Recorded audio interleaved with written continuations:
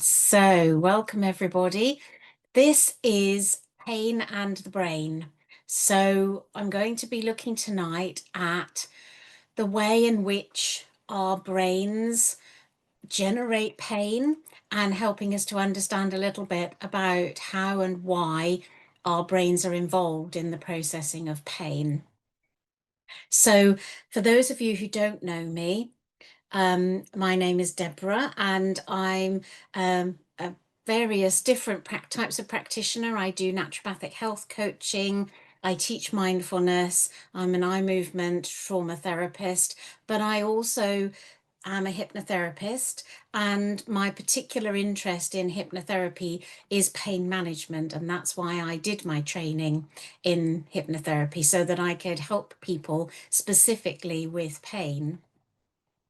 So just to start off by saying that a little disclaimer, obviously it's just for information and educational purposes. I don't know your particular circumstances, and so this is not specifically advice for anybody. And obviously I can't diagnose or treat anything. And in regards of chronic unexplained pain, it's always really important to seek medical advice first and make sure that anything serious has been ruled out. So that goes without saying. It's really important to make sure that there is nothing serious going on whenever we're dealing with pain. So I also want to just acknowledge that talking about pain in the brain can feel really triggering for people because it brings up memories that we've all experienced, I suspect, of being told that maybe our pain and our health conditions are not real, or that, we are imagining it, or that it's psychological in some way. And that feels extremely distressing. It feels distressing to me, and I'm sure it will be distressing for you. So I just want to be really clear that when talking about pain and how we can use our brains to help us with pain, we're not suggesting in any way that that pain is not real, because that's just not the case. And hopefully, as we go through tonight's talk, that will become apparent as to why that is. But it's really important to recognize that just because we can use our brains to help us with pain, it doesn't in any way insinuate that that pain is not real and not really there and not genuinely painful. It's about understanding how our brains generate pain and the mechanisms by which that happens for everybody so that we can use our brains to help us. So this is what we're going to cover tonight. I'm going to do a tiny little bit. Many of you already know my story, but I just want to give a little bit of context really quickly. I'm going to talk about understanding pain and how we can, start to explore the science and the neuroscience of how our brains generate pain and what pain actually is. And then I'm going to share a little bit about some tools that we can use to help us with pain, specifically looking at hypnotherapy for pain, mindfulness for pain, and this idea of neuroplasticity and how the fact that our brains can change can be used to help us with pain. So to start off with, just to give some context, I've been in pain all my life. I was 2 years old when I first started to say that I was in pain, and I went through all of the usual tests, doctors, specialists, my whole childhood, and nobody could find any reason for that. And I was, dismissed and ignored and disbelieved for 25 years until eventually I found an amazing surgeon who operated and found that I'd been born with a really unique abnormality that was causing my nerve in my pelvis to be trapped. And I had two operations at the age of 25 and 26, but I was left with some permanent nerve damage after that because they'd been trapped for so long. But it improved enormously, and I was very grateful for that surgery. But then by the age of 35, I had been suffering with back pain alongside this pelvic pain. I also had a lot of back pain. And by the age of 35, I couldn't walk without a stick. I was in excruciating pain in my back. I was unable to stand for long periods of time. I kept having to be off work. And again, nobody could really offer me any explanation. And they just said, oh, it's back pain, you've got to live with it. Until eventually I had an MRI scan and it showed that two of my discs had ruptured almost all the way across my spinal cord, which at that point is called the cauda equina. So I had cauda equina syndrome, which meant that I was losing the use of my leg and becoming paralyzed. So I then had two spinal surgeries, and I had a metal clip put in my back by another amazing surgeon. And you can see there, this little clip is now in my back and it holds me up. So I'm really grateful for all of the surgery that I had and all of the improvements to my life that I've had as a result of that and not having so much pain now. As a result of my personal experiences, whilst I was having my spinal surgery, or I was off work for my spinal surgery, I trained to be a hypnotherapist because I was interested in pain. Because of my experiences of living with pain, I wanted to train to do something that would help me and other people to manage pain and to cope with pain. So I qualified as a hypnotherapist and I did lots and lots of study at that time and research and CPD courses around pain and how to use hypnotherapy to help us with pain. And then at the age of 40, I got bitten by a tick and caught Lyme disease, and that triggered the MCAS that I now can see I've always had mildly. The MCAS really triggered off then really severely. And of course, that was a lot of pain. I get pain from my MCAS reactions. I have had pain, severe pain from the Lyme disease itself. So a little bit more pain to add in. But luckily, by that time, I had done all this training in hypnotherapy. And although I couldn't cure myself, it wasn't a magic wand in any way. I was really lucky that I had training in hypnotherapy and mindfulness techniques. So I was able to use those tools to help me to cope just a little bit better with the dreadful suffering of MCAS and Lyme disease. And that really has inspired me to want to share that with other people. So that's what I do now. So, as a result of my personal experiences, all of that has shaped my understanding of the science and the information and the experience that we have and the way that pain and our brains can work together. And it's made me very aware of the limitations of treating pain as a purely psychological condition because that's become very fashionable in medical circles now. We understand that the brain is involved, and so people often see complex chronic pain conditions as being purely psychological. But my own experiences have taught me that that isn't always the case. And the medical system is not advanced enough always. The systems don't work as well. The diagnostic procedures are maybe not carried out. People don't communicate. The system can fail. And so it's difficult to be able to confidently state that somebody's pain is psychological and, nothing else, because there's so much we still don't know about how the human body works, because the medical system is not infallible and things can get missed as they were with me. So even though we can use these tools and this understanding, I always think it's important to seek answers for pain, to not give up hope, and to continue to ask questions and make sure that you are getting the treatment that you need and the referrals that you need, and that thorough testing and exploration has been done, because things do get missed. But the fact remains that we can use our brains to help us to cope with all sorts of pain, whatever the cause of the pain. We can, while we're waiting for medical science to catch up, or while we're waiting for referrals, we can still use these tools. Whatever is causing the pain, we can use tools to help us to cope with pain better. So I'm going to talk a little bit now about understanding pain, what pain is, and what's going on in our brains when we experience pain. So just to give a little bit of context, chronic pain is regarded as being pain that persists or recurs during a 3-month period or more than a 3-month period. So anything that's lasted for more than 3 months is considered to be chronic. And roughly around about 40% of adults in the UK are affected by chronic pain, and that's around 28 million people. And women experience chronic pain more than men, predominantly or more prevalent in women than men. And the risk of chronic pain increases significantly as we get older. And it's also higher in ethnic minorities, and particularly spinal pain, lower back pain, and neck pain are one of the leading causes of disability worldwide. So the numbers for people living with chronic pain are predicted to grow by 32% by 2040. So that could mean as many as 70% of people potentially are living with some kind of pain.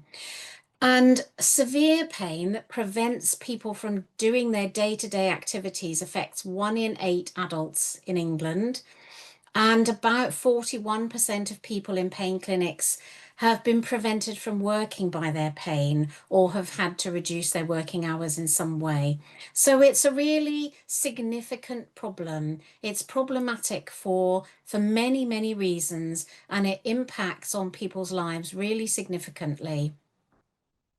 So the causes of pain, just some of them here. Acute injury, obviously, we can sprain ourselves, we can have an open wound, we can cut ourselves, we can break a bone. Medical procedures can be painful, tests, surgeries, obviously life-threatening illnesses like cancer cause pain. Chronic inflammation, we're often in our society leading a lifestyle that is provoking low-level inflammation in our bodies, and that can contribute to pain. Hormonal imbalances, particularly for women, can lead to pain, conditions, painful conditions like endometriosis and, heavy painful periods and menstrual pain. Hypermobility is something that affects many of us, Ehlers-Danlos syndrome or being on the hypermobile spectrum, tissue and joint problems, they're causing pain. Immune system malfunction, autoimmunity like rheumatoid arthritis, and of course, mast cell activation syndrome. Undiagnosed infections like Lyme disease and other infections that people may have sort of living in their bodies. For example, people can get shingles that reactivates from the herpes virus, and that, causes pain. Undiagnosed structural abnormalities, such as what I experienced, they can cause pain. Central nervous system hypersensitivity. So when our nervous system becomes hyperactive and hypersensitized to sensation, that can cause pain on its own without anything else.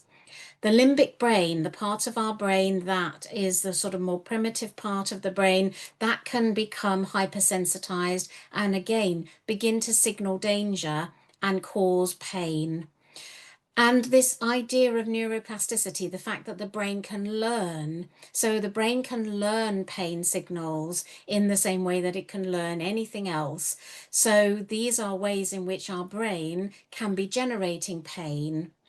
And then there's trauma and adverse childhood events, and they don't just cause pain on their own, but they increase our risk of being in pain. They increase the risk of us developing a chronic pain condition. And I'm going to look a little bit about why that is in a minute. So because we're looking at pain in the brain tonight, I'm just going to talk a little bit more about some of those that relate specifically to the brain. So I mentioned their central nervous system hypersensitization. So our nervous systems can become hypersensitive as a result of many things. So exposures to toxins, infections, histamine is a neurostimulant, and so it makes our nervous system hypersensitive. Chronic pain itself can hypersensitize the nervous system. Trauma, as I've said, chronic stress can do that as well. And pain, I've got pain there twice. So our nervous system, when exposed to these things, and sometimes it's a combination of these things, our nervous system becomes overactive and overreactive. And so sensation that should normally just be sensation is registered by the nervous system as pain. And that is one of the potential reasons that people think might be causing pain, like fibromyalgia, where where sensation like touch, for example, is registered by the nervous system as painful instead of just being touch. So I mentioned pain and trauma, and Peter Levine is a trauma therapist, and he talks about 4 different ways in which trauma can be involved in pain. So we can have a traumatic event that causes the pain to start. So an accident, an illness, an assault that triggers our central nervous system into a state of upregulation and causes it to become hypersensitive. Secondly, the actual physical pain and also our emotional pain can become traumatizing in themselves. So the pain is the trauma because it's very traumatic to live with pain. We might have unresolved trauma that is triggered by a later pain situation. For example, if we've had childhood illness and we spent a lot of time in hospital and it was very traumatic for us, and then we have an accident as an adult and we have to start going back into hospital, that the brain pattern matches that and says, oh, this is the same as that, and it brings back all that old trauma. And we can have early childhood trauma, adverse childhood events, such as abuse or neglect, which leaves us in a state of perpetually not feeling safe in our nervous system, and it can cause our nervous system to become upregulated and leave us at greater risk of experiencing chronic pain. So just to expand on that a little bit, adverse childhood events or experiences, these traumatic events we now understand with science actually change the way our body works. So it's changing our biology and the physiology. So our hormonal system becomes dysregulated. We end up with upregulated HPA axis, which means we've got far too much adrenaline and cortisol being released. And so that then causes the immune system to dysregulate and our nervous system to become upregulated and inflamed. And this is why people who have experienced trauma in their childhood have a higher risk of developing chronic pain and chronic illness. And that isn't to say that every chronic illness is caused by adverse childhood events or trauma. Absolutely not. It's just one factor that plays in for some people. So you can see here the prevalence of chronic pain in adults who have experienced adverse childhood experiences, 84% as opposed to 61% of the general population. So they're much more likely to go on to develop chronic pain because of the way that our body changes its functionality when we experience trauma as children. Not for everybody, not always, doesn't always happen, but it is a potential contributor to pain. So explaining a little bit about what is pain. So originally, hundreds of years ago, when Descartes originally developed his model of pain in the 1600s, we believed that pain happened, somebody stabbed a needle into your finger, a pain signal was sent into your spinal cord, which traveled all the way up to your brain, and then you would get pain. And the brain would then generate this pain signal and you would get pain. We now understand that things are a little bit different to that, or rather the brain would receive the pain signals, I should say, and feel that as pain. So there was the belief that the pain started in the finger, traveled into the brain and notified the brain there's pain in the finger. And now we understand that that's a little bit different. So in the 1960s, there were 2 pain specialists, Ronald Melzack and Patrick Wall, and they identified that there are 3 different types of nerve fibers that are involved in carrying sensation. And there are 2 lots of thinner fibers there. You can see the A delta in the middle there and the C fibers at the bottom. They're both thinner fibers, and they are the ones that carry sensations that will become pain. And then there are thicker A alpha fibers that carry comfortable sensation, so sensation that is not pain.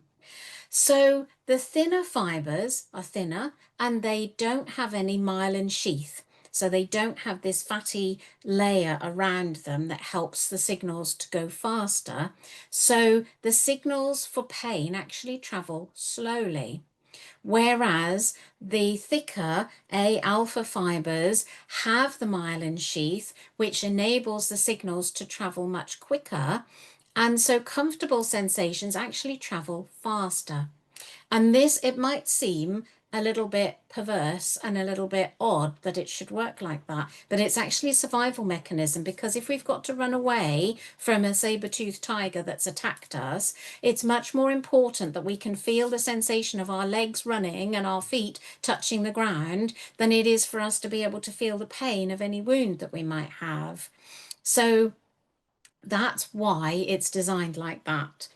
And those signals that are being transmitted through those nerves are called nociception. So it's the signals that are traveling. They're sensory signals, but they're not pain at this stage. They're just signals. It only becomes pain when it's received and processed by the brain. So pain is an experience that is generated by the brain. That's a really fundamental thing to understand. We now know that all pain is generated by the brain, and it doesn't happen in the area of the body where we feel the pain.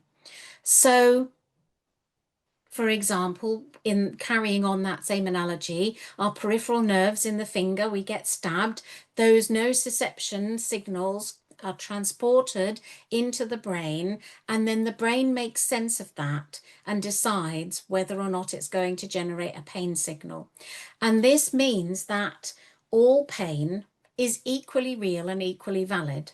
It means that if I were to fall over and break my leg and be writhing about on the ground in agony, the pain that I would feel in my leg would be generated by my brain in the same way as any other pain that we experience is being generated by the brain. So this is why it's an incorrect thing to talk about real pain and imaginary pain, because there is no distinction. Somebody who is experiencing phantom limb pain, for example, which is obviously completely generated by the brain, and people in the past would have said that was not real pain because there's no leg, so you can't possibly be feeling real pain.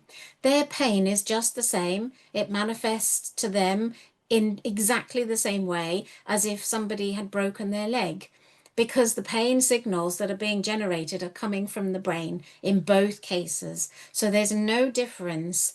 And it's not correct to say that some people's pain is real and therefore more valid or more distressing, and that they're more deserving of sympathy than somebody else who maybe has a central nervous system sensitization. So according to conventional thinking, their pain wouldn't be real because they wouldn't have an injury that was obvious. But the pain that they're experiencing is generated by their brain in the same way as anybody else's pain. So all pain is real and all pain is equal in terms of significance.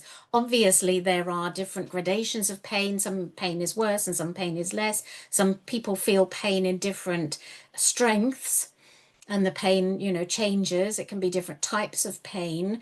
But the fact that the brain is generating that pain for everybody means it's all equally valid. And you can't say, oh, that pain is not real, or that it's somehow different. It feels exactly the same to the person who's experiencing it, because it's the brain that's making it in the same way as it would be if they'd broken their leg. But the good thing about that is that if the brain creates pain, it also means that the brain can change pain. So we then have this possibility of being able to do some clever things with our brains to be able to change the way our brains are signaling pain. So there are different areas of the brain involved in generating pain, and studies into this are, ongoing, and they're finding new information about how the brain generates and creates pain and the different parts of the brain and what they all do. But these are just some of the areas, or the main areas that are involved in generating those pain signals. So the thalamus is located just above the brainstem, at the base of the skull, and it's the primary relay station. So all those nociception signals that come in from the nervous system all over the body, they go through the thalamus. It's like the signal box that receives all the signals and then sends them on into other areas of the brain. So no sensory signal apart from our smell, which goes straight up into our brain from our nose. Every other sensory signal can't get into the brain for processing without passing through the thalamus. Then there's the somatosensory cortex, which processors, you can see S1 and S2 there on that diagram, so it's more up the top here, and it's processing where in the body we are feeling the sensation, those signals that are coming in, that part of the brain is working out where the problem might be, where the signal is coming from. It's spatial information and also the intensity and the quality of the sensation, so it's sensory processing. Then there's the insula, which is a part of our brain that's constantly comparing what we need, how things should be, with the reality of what we're actually experiencing. So things like our pain, our thirst, our hunger, how much oxygen we've got, whether the body is in the right state as it needs to be. And that part of the brain is therefore helps us or generates the subjective experience of pain, whether we're in the right state or the wrong state, and how worried we should be about that.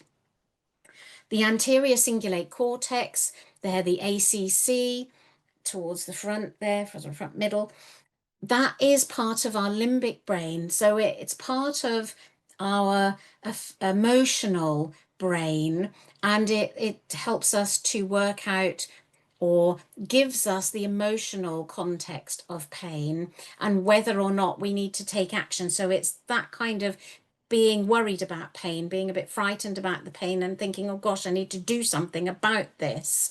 It's the part of the brain that prompts us to want to avoid pain. And the amygdala is involved in the limbic brain as well, also contributing to our emotional response to pain and how distressing those pain signals or those sensory signals are. The prefrontal cortex there, right at the front, is about the meaning of pain and the executive functions about what to do about pain. And the stronger and more upregulated our prefrontal cortex is, the studies show that the less pain we tend to be in, because that part of the brain controls and manages things. So if we've got a really strong prefrontal cortex where all our sort of wisdom and intelligence and executive functioning is, if we can make that part of the brain stronger, it has knock-on effects on our pain sensation.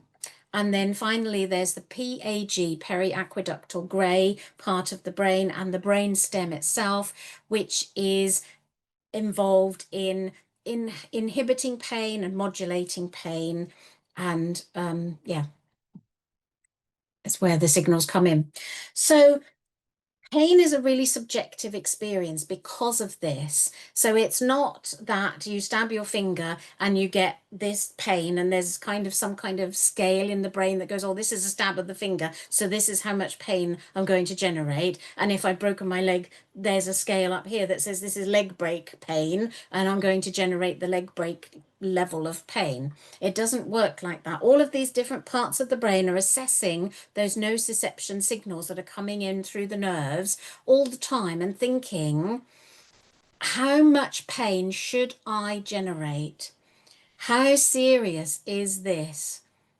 Is it pain? Is it a damage, potentially damaging? Is it potentially life-threatening? Do I need to generate pain? And the decision-making process that the brain goes through is complex and based on lots of different factors.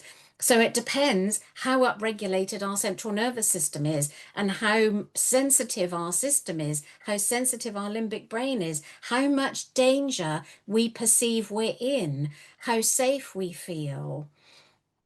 It also um, is affected by the memories that we have, our life experiences. The brain will pattern match and it will quickly go back through the filing cabinet of all the memories that everything we've ever experienced to say, have we experienced something like this before? When was the last time we felt a sensory input that was like this? And was it dangerous? How dangerous was it? And if it matches with something and says, well, this sensation feels very similar to a sensation that happened in the past that actually was really dangerous, it will generate a lot of pain because it wants us to run away from that. It wants us to go away. It wants to motivate us to escape from that. So if similarly, if we feel that we're in danger and we're under threat, the brain will produce more pain than a brain that's calm and thinking, oh, life is easy and everyone's safe and I'm not in danger. We may not produce that much pain in response to these signals. Whereas if we feel isolated and alone, we feel that there's nobody around us, we feel that we're at risk, the body thinks and the brain thinks, oh gosh, this is dangerous. We need to generate more pain. The mood that we're in, we all know, depending on our mood, if we're in a really happy mood and we're surrounded by friends and family, we're laughing and joking and we stub our toe, it's nowhere near as painful as it is potentially if we're all alone and we're already feeling really miserable and maybe we've been bereaved or something terrible has happened and you're really upset and then you stub your toe, it's agony. And that is because our brain is changing the way it's generating pain depending on our current circumstances and our hormones as well for women, you know, how where we are in our cycle and how much estrogen or progesterone we have in our system will depend and affect how much pain we feel. And whether, as I said there, whether we feel safe and supported or whether we feel lonely.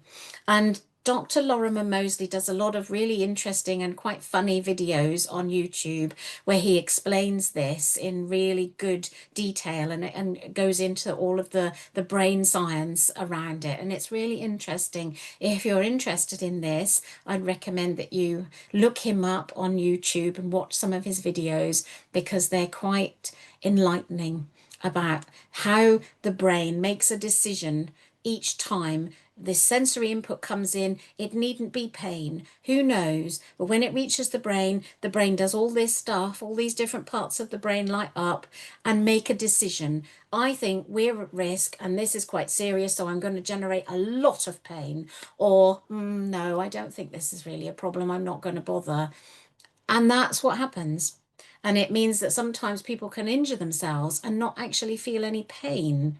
And other times people can have hardly any injury at all, or maybe even no injury, but they think they've got an injury and they feel extreme pain. It's because the brain is processing and making these decisions, and sometimes it gets it wrong. So that's really interesting. It's not a kind of one size fits all thing. And then pain is a really complex and multi-layered experience. It's different for everybody. And that's because there's the original pain, there's the pain that we feel, there's the sensory input that is processed by the brain and generated as a pain signal. But that's only a small part of our pain experience because when pain becomes chronic, lots of other layers and factors build up around that original pain, and I call that the pain onion. So we then develop the fear of pain. What if I'm in pain tomorrow? We might not actually be in pain right now, but the fear of the pain. What if I can't do this? What if I can't get to this event or whatever? That adds to our pain experience. The fear, for example, of losing our income. What if I can't work? That adds to this layer of distress that we feel with pain. Then we don't sleep very well if we've got pain. So that is a whole other thing that makes us feel really poorly.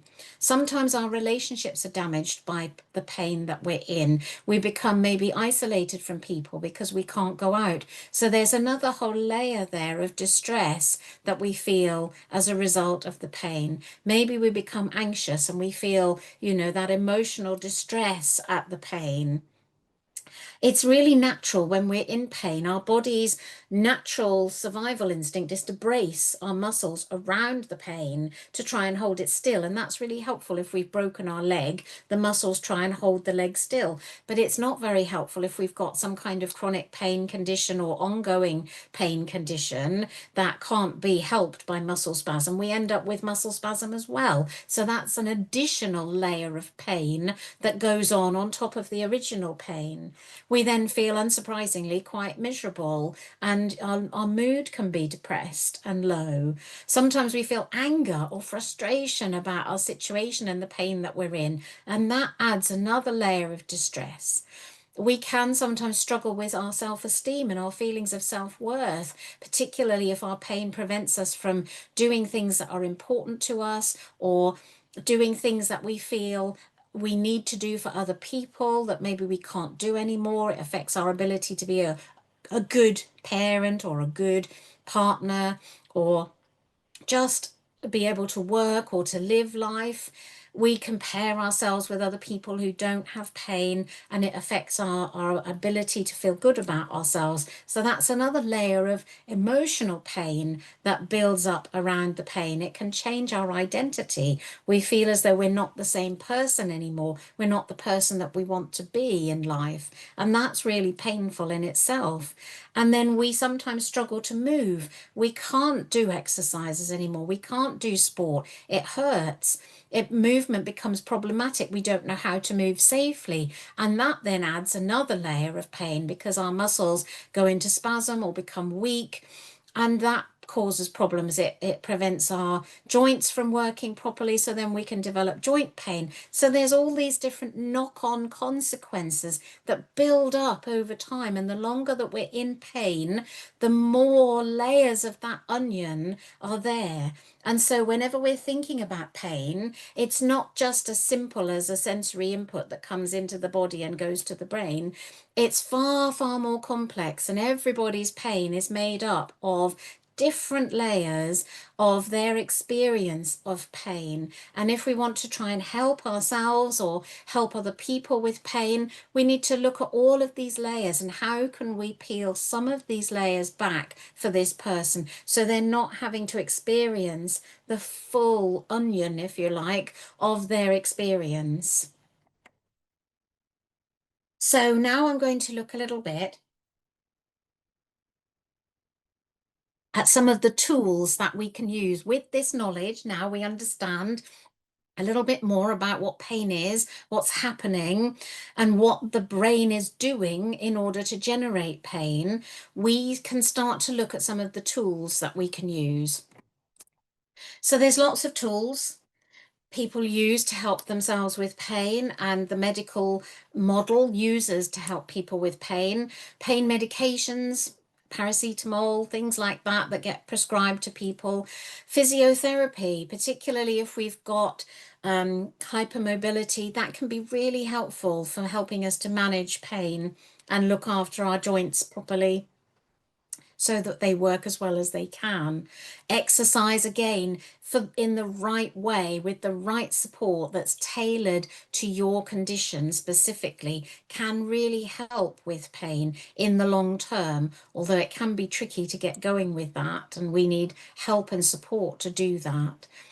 So our diet can affect how we control our pain. We can eat an inflammatory diet that provokes inflammation in our body, or we can eat an anti-inflammatory diet that contains lots of natural antioxidants that help our bodies to be as low in inflammation as possible, which can help to lower our pain levels. We can avoid these pro-inflammatory chemicals, for example, like additives and preservatives in food. They can affect people and cause pain. Monosodium glutamate, for example, is just one additive that gets added to our food for flavoring, but a lot of people find it triggers migraines or joint pain or inflammation. So avoiding those can help. We can use heat and cold therapy. We all know about putting a hot pack on if we're in pain, or sometimes it's cold that we feel we need. Sometimes alternating between hot and cold, 20 minutes for each or 10 minutes of each, can really help us with pain, depending on the cause of the pain. But if it's musculoskeletal pain, that can help. Red light therapies and far infrared saunas and frequency machines like arc machines and TENS machines. These frequency devices are really helpful for pain. And the studies are showing that, micro frequency, microcurrent, really helpful for pain, stimulating the fascia in our bodies can be really beneficial for pain. Anesthetic injections and different types of like prolotherapy injections. There are, clinics that do these type of procedures, and some people find them really beneficial. Obviously, there's surgery as a last resort. A lot of people get benefit from surgery, but it's not always the answer. And then sometimes it can make things worse. I was really lucky that I had really good surgeons and my surgery was really successful. So it can be a double-edged sword, but sometimes people benefit. So there are somatic body tools as well, working with our body, and there are developing and emerging tools and therapies, particularly to help people to process trauma that's stored in the body. And that can be really contributing to pain because it's stored in our nervous system. So there are somatic tools that can help us to release that trauma out of our nervous system, which then reduces the hypersensitivity of the nervous system. So Peter Levine is one of the pioneers of those types of somatic body tools. And then there are the brain-based tools. So things like hypnosis, mindfulness, and using that amazing neuroplasticity of our brains to retrain our brains and reduce pain. So because this is about pain in the brain, I'm going to be focusing on those last three and telling you a little bit more about those. So this is hypnosis for pain. So there's a lot of research now that shows that hypnosis is effective for acute pain. If we've been injured, if we've broken our leg, this is where we can still use these brain tools. It's not that that pain is not real. The brain can still be used as a tool to help us to cope with short-term acute pain. If we've got, we've been in an accident, these tools help us with that as well. And also with chronic ongoing pain and the pain of medical procedures as well. There's quite a lot of research about how using hypnosis in surgery, before surgery, after surgery, improves patients' outcomes. So, for example, this study by Montgomery, that using a brief hypnosis practice before surgery has been shown to reduce the need for pain relief and analgesic, reduce post-operative pain, reduce anxiety, and actually improve the recovery time after surgery. Other studies show that hypnosis is very effective for people with IBS and helps with the pain of that. And hypnobirthing is a huge thing. There are lots of studies that show that mothers who are giving birth, who have access to hypnosis during childbirth, require much less pain relief and they rate their pain as lower. And there's loads and loads of studies that show hypnosis is effective for pain. So Dr. Mark Jensen is an American doctor. He was actually a pain specialist working with very severely burned people. And he has developed a whole protocol of hypnosis and done lots and lots of research into hypnosis and pain because he was using hypnosis to help his burn patients with the awful pain that they were experiencing. And he found that by using hypnosis, he was able to help them to reduce the level of pain that they were in generally, and also with procedures like dressing being changed horribly painful for patients who have to have their burn dressings changed. But those who were given hypnosis and who learned self-hypnosis were able to tolerate it much better and reported much less pain. So he has identified several different areas or ways in which hypnosis can help with pain. So it can reduce the pain sensations so that we don't notice the distressing and uncomfortable sensations, and we can reduce those. So we're acting on that somatosensory cortex part of the brain there by reducing that pain sensation. We can use hypnosis to help us decrease how distressing and unpleasant pain is. So we can notice those sensations, but not actually be bothered by them. So we're disconnecting the sensation from the emotional component. So we're looking there at working on the limbic brain and calming that down so we're not so distressed and upset by pain.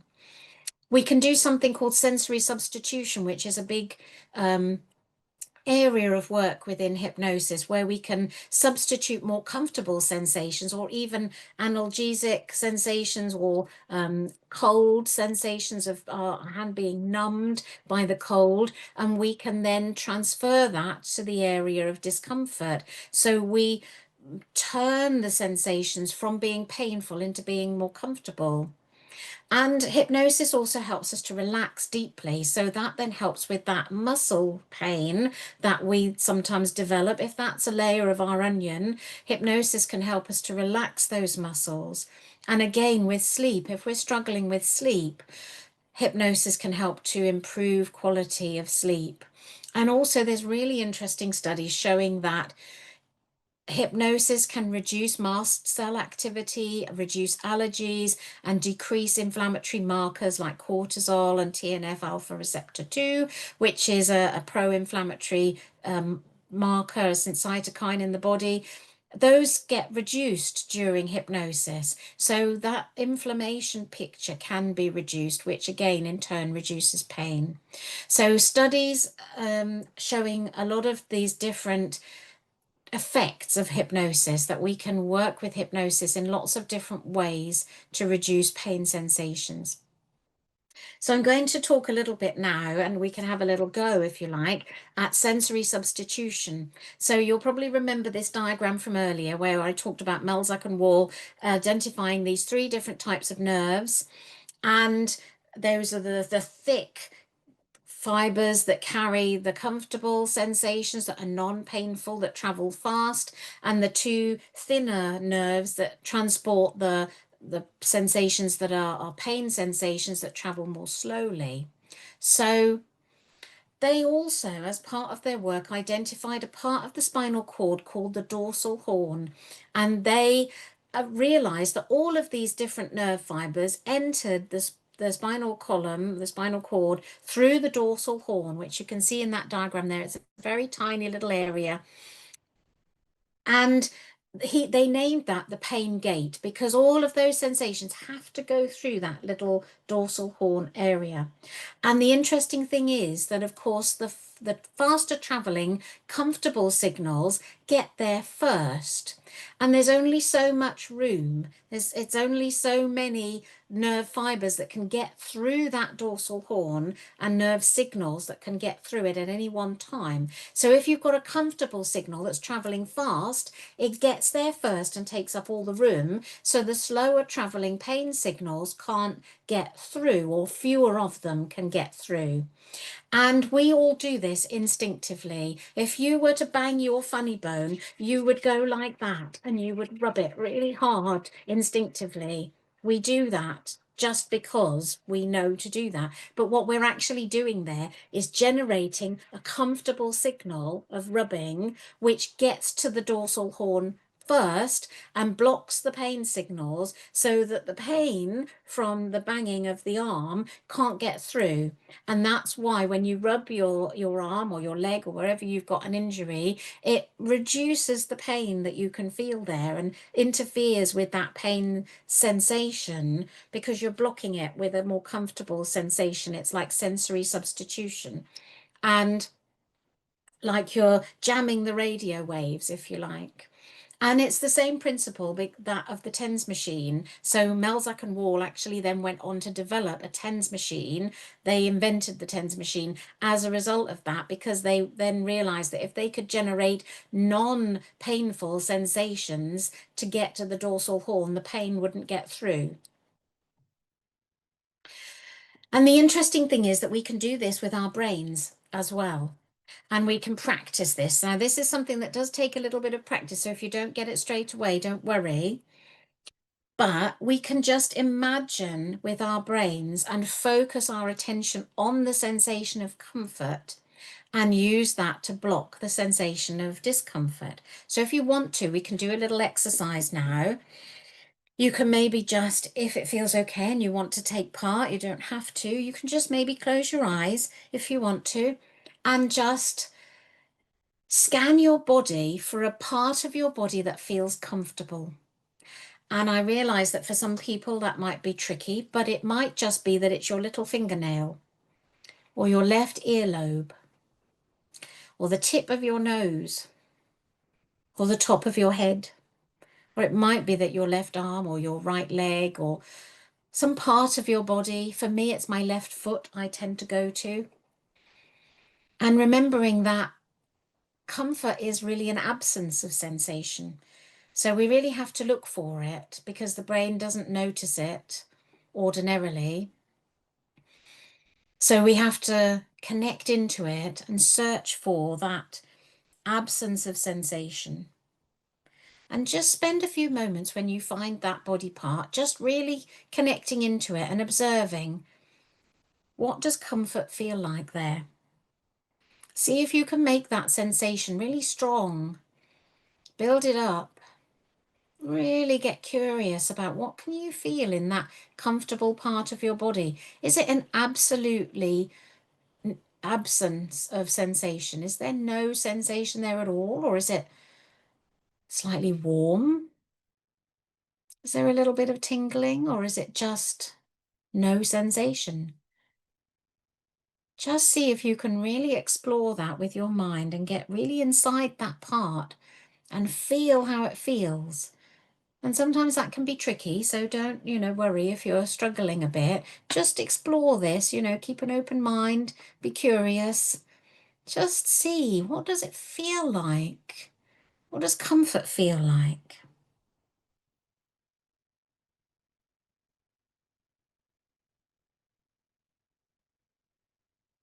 And then I'm going to preface this by saying we're not generating pain here. I don't want anybody to do any nipping or drawing any blood or anything. But if you want to, you can just, I'm not going to use the word nip or pinch, but just gently squeeze a bit of the back of your hand. Again, particularly if you've got hypermobility, don't, stretch your skin too much. But we're not looking for pain here. Just holding your hand so that you can generate a bit of sensation. There's just a bit of feeling of something there that feels, a little bit stronger than no sensation at all. You can feel that there's a little bit of pressure there. You can do it on your hand or the back of your leg or whatever feels right. Just generate a little bit of pressure in a part of your body and notice that sensation, and maybe that's a little bit uncomfortable or just sensation there. And then take your attention back to your comfortable part of your body and see if, while you're still generating a bit of sensation in your hand or wherever, focus your attention on the comfortable sensation in the part of your body that you were just in, and see if you can really feel that comfort and focus on feeling the comfort. Make that feeling of comfort as strong as you possibly can.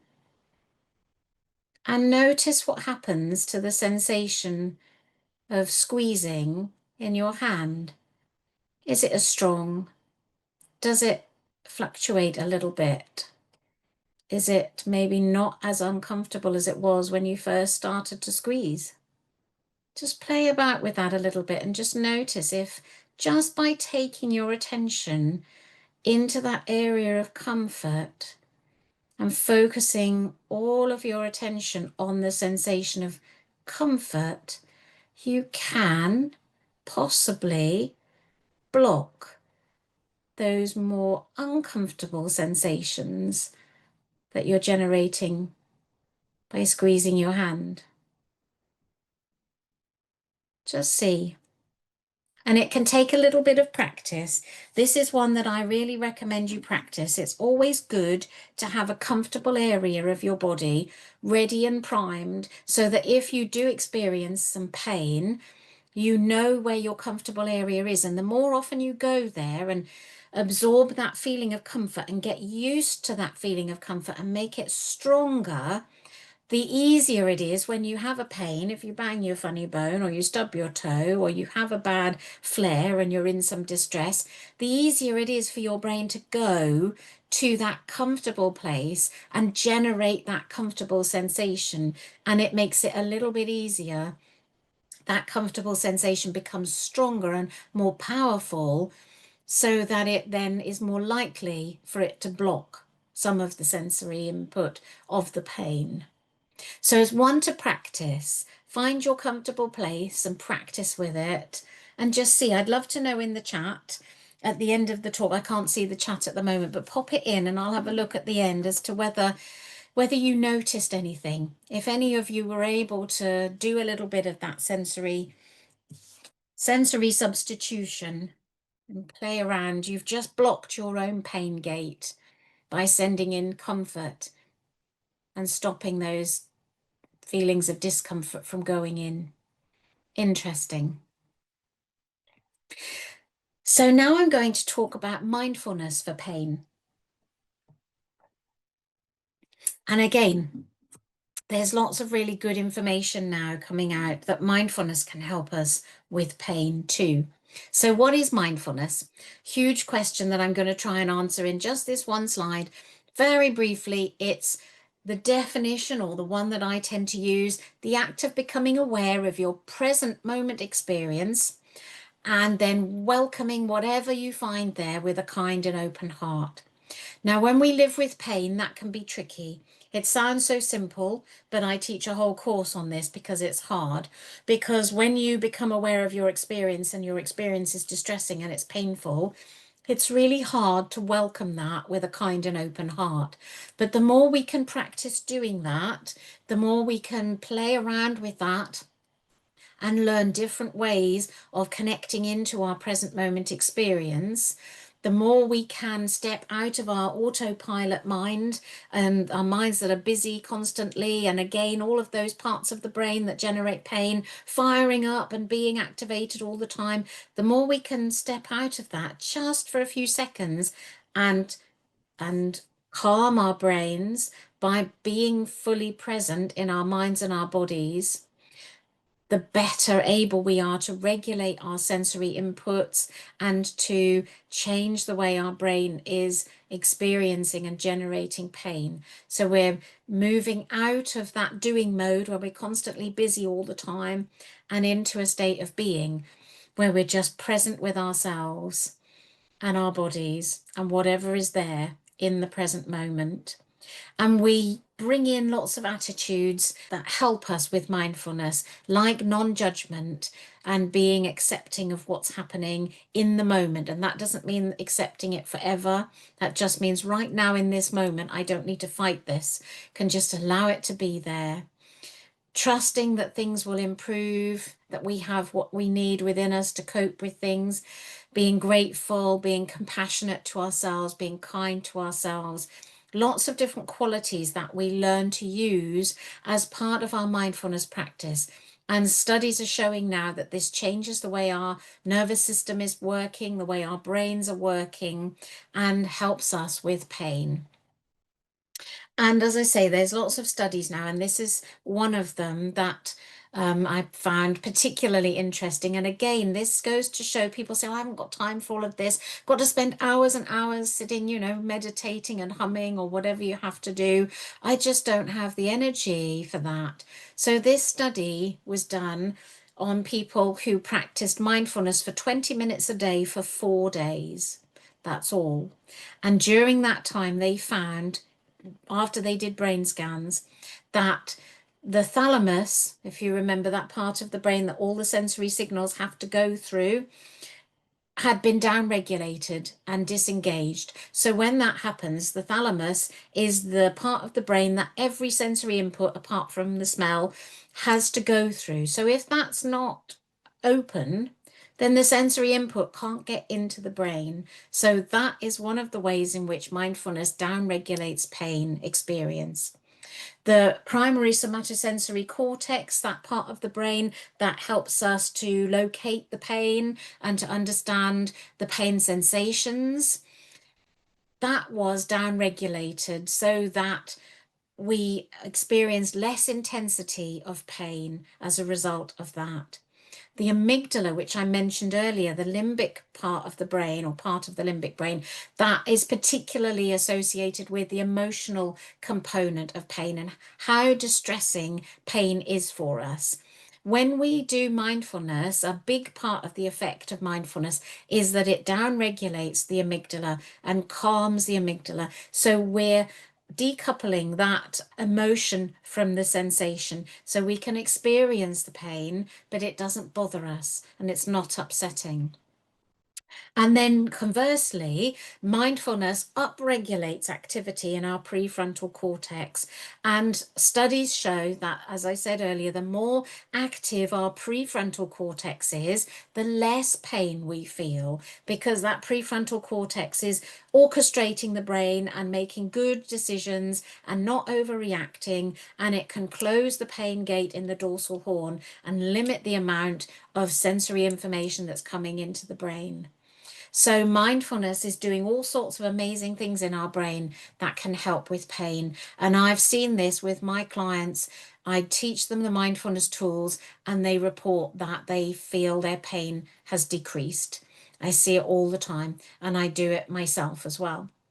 So I was going to do a very quick mindfulness exercise with you now, and this is not specifically for pain, it's just a tool that we use in mindfulness, but you might find interesting to explore how that changes your pain sensation. So if you do have any pain now, I'd invite you to maybe score it on a scale of 1 to 10, where 1 is that you don't have any pain really, it's not very distressing.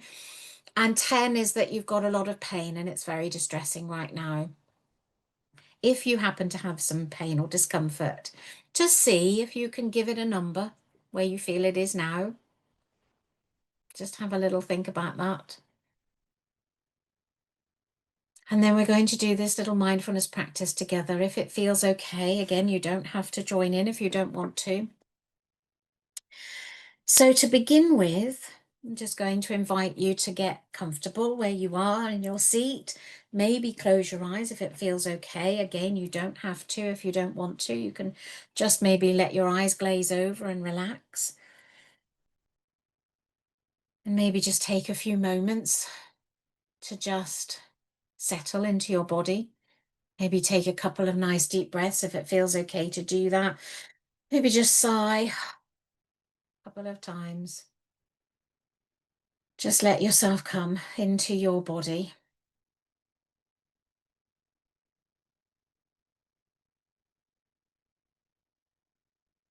And I'm going to begin by inviting you to just listen to the sounds that you can hear around you. Just become aware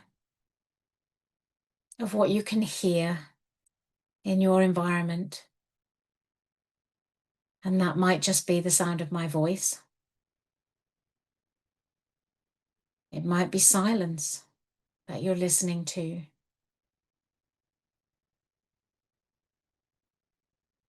Just notice what other sounds you can pick up. If you listen really hard, maybe your laptop is whirring. Maybe you can hear your own breathing.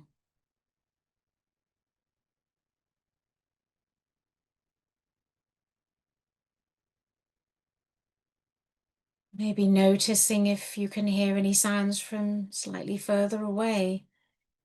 Maybe other people in other rooms, neighbors, the television in the distance, cars.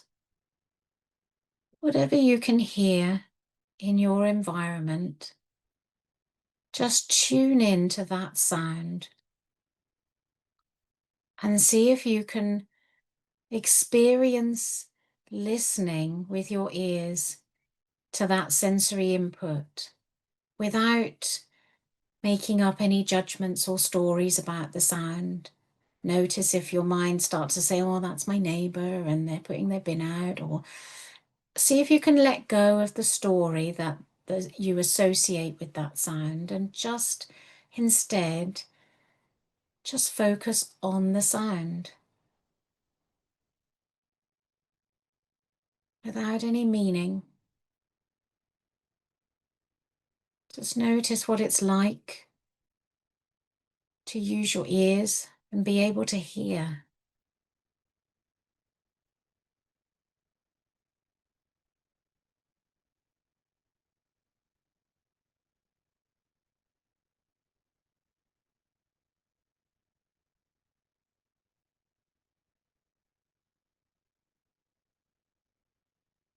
And then maybe taking your awareness, if it feels okay, into your torso, into your body, and focusing perhaps on the movement of the breath through your body.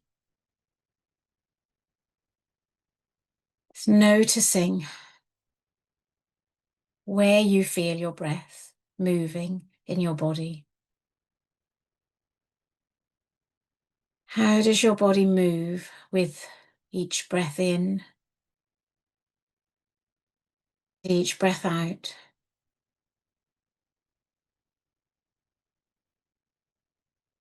Is there maybe a wave of sensation and movement through your body as you breathe?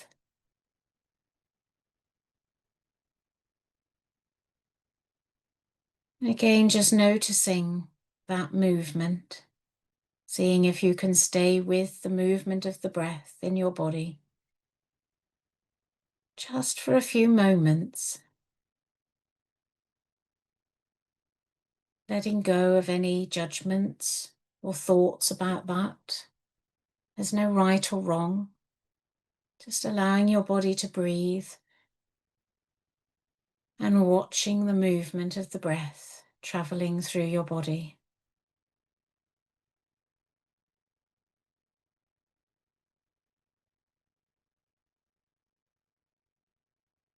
Noticing the expansion and contraction, the rise and fall.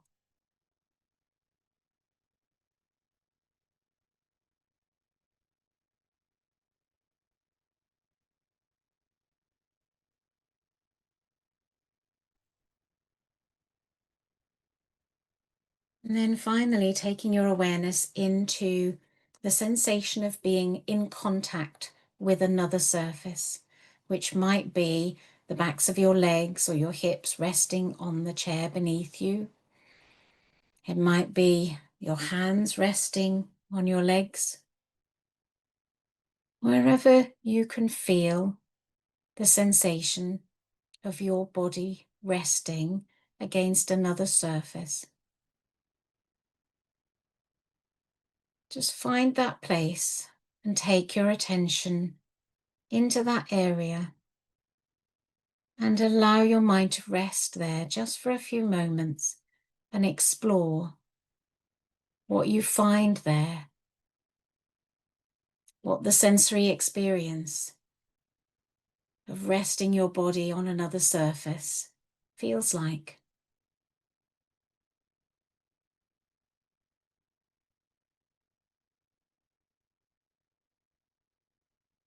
Is that surface warm, soft, hard, cold? Is there a sensation of weight there or pressure?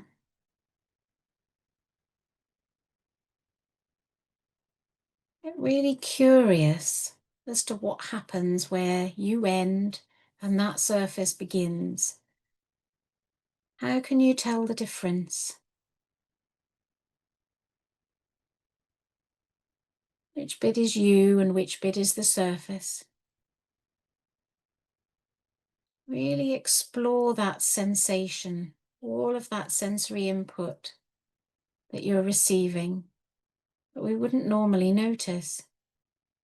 What does it feel like to be in contact with that surface? And maybe to feel that you're supported by that surface, that your weight is being held by that surface.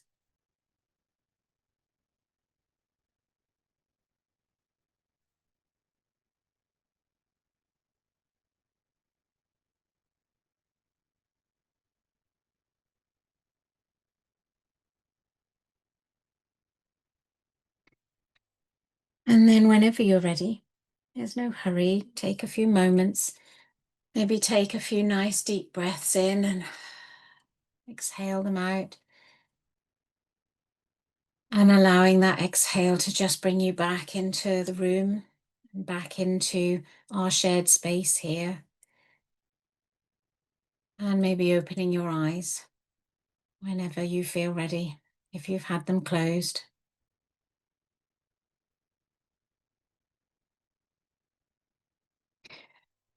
And now if you did score a level of discomfort at the beginning, maybe just checking in and noticing, maybe scoring it again. And one of three things may have happened. It may have gone down, it may be the same, or it may have gone up slightly. Just observe. Notice what's happened for you.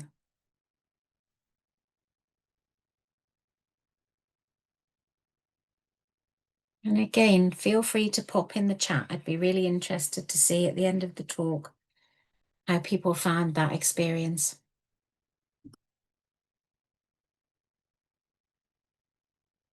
So now I'm going to move on to the final part, which is neuroplasticity. And we all know now that we have this fantastic ability in our brains to change, to learn. The brain can grow, the brain can create new neural pathways and create new abilities in our brain. The unfortunate thing is that the brain doesn't differentiate between good things to learn, like French and how to play the piano, and bad things to learn, like pain. Whatever we repeat, whatever happens repeatedly to the brain will learn, and the brain gets really good at continuing it and repeating it. So if we have persistent pain over a period of time, our nervous system becomes sensitized to that, and the brain learns how to generate that pain, and it will generate it all the time on loop because it's easy. That neural pathway has been worn into the brain, and the brain just generates the pain because it's always generated the pain. It's learned how to generate the pain. And this can be, for some people, why they have an injury or they have an operation and the pain doesn't go away afterwards. It can be for all sorts of reasons. It's not just that reason. But for some people, it's because their brain has learned to create that pain signal and it doesn't stop. It just doesn't bother switching it off. And because we've been in pain and the brain has experienced pain, the nervous system is hyper-regulated and excitable, it becomes too good at signaling the pain, and the nerves start to generate signals and the brain registers those as pain. And also, when we have chronic pain, it actually changes the structure of the brain. So not only does the brain learn and build new neural pathways, but grey matter is reduced in our prefrontal cortex, which, as we've seen, is the part of the brain that helps us to inhibit pain. So if we're in pain for a long while, our prefrontal cortex can become smaller, and therefore it then means that we can't inhibit our pain signals so well, so we get more pain. So that is a really unfortunate vicious cycle. And also the thalamus, that part of the brain that controls where the signals are coming in, skin, that gets changed structurally sometimes by being in chronic pain. So these changes to the brain are ways in which our brain changes as a result of pain. But the really good news is that if the brain can learn pain, it can also unlearn pain. These changes are reversible, and we can use tools that help us to rewire our brains and change the way our brains are functioning, that teach our brain to stop generating pain signals. So there's sensory retraining, there's CBT. Some of the tools that are used in that are helpful for teaching the brain to stop making pain signals.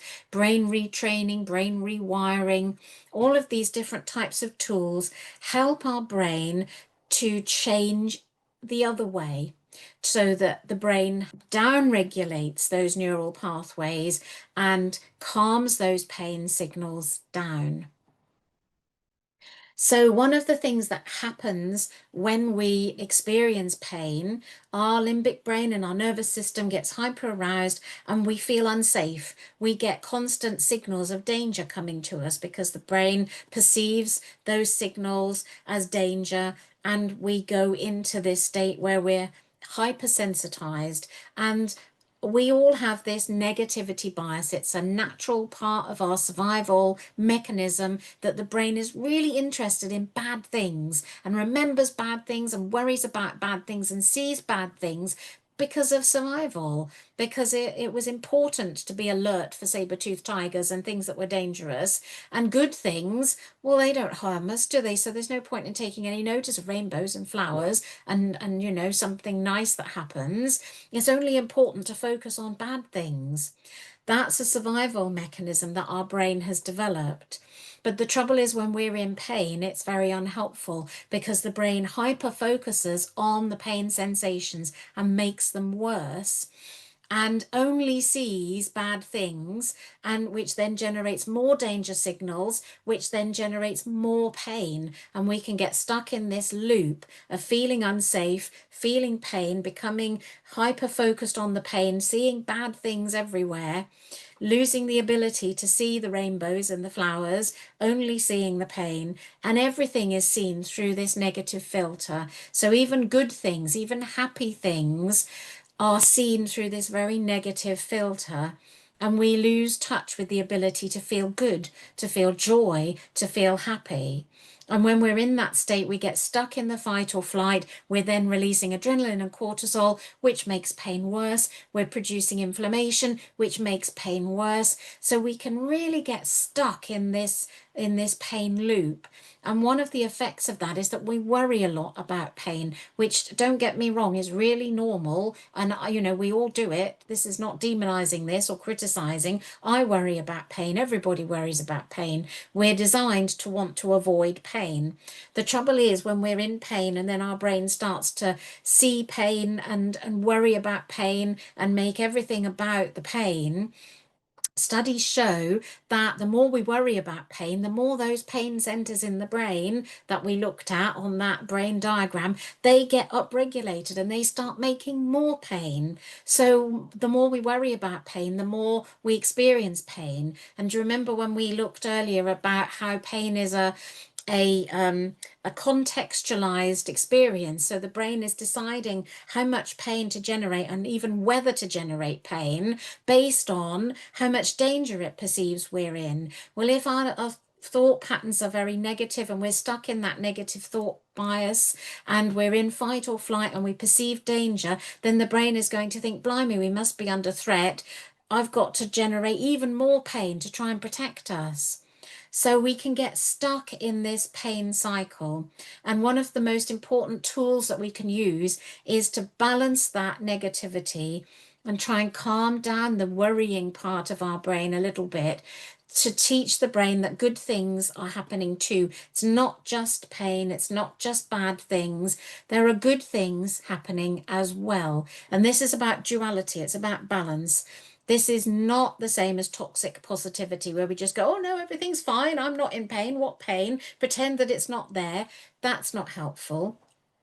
We want to acknowledge the fact that we are in pain, that's the reality, but good things can also happen. Just tease our brain away from that negativity bias just a little bit and think, oh, there's a rainbow. Oh, there's the flower. Just make sure that the brain is seeing both things, because what that does is it helps with that neuroplasticity. It helps to train our brain that we're not in danger. There's no need for it to hyperfocus on the pain. There's no need for it to generate more pain signals, because we're not in a danger situation. There's good things happening here.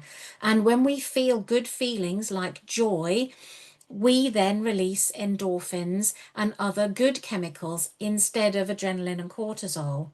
So joy is one of the tools that we can use, seeking out joy and finding ways to feel joyful, to feel happy, to feel good feelings and have pleasant experiences at the same time as we're in pain.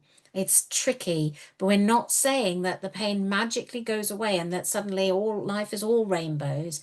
The pain is still there, but we have to train our brain that good things can happen too.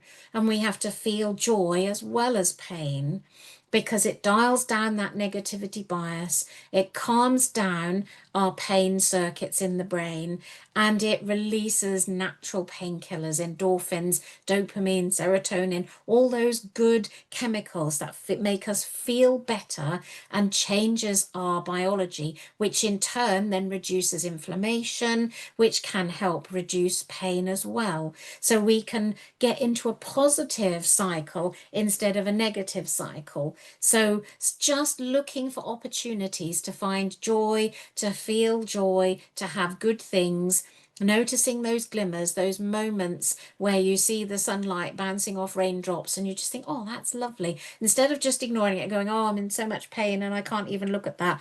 Just allow yourself to spend a few moments thinking, yes, I'm in pain, but that's really lovely and I can really enjoy seeing that. It's given me a little bit of a lift.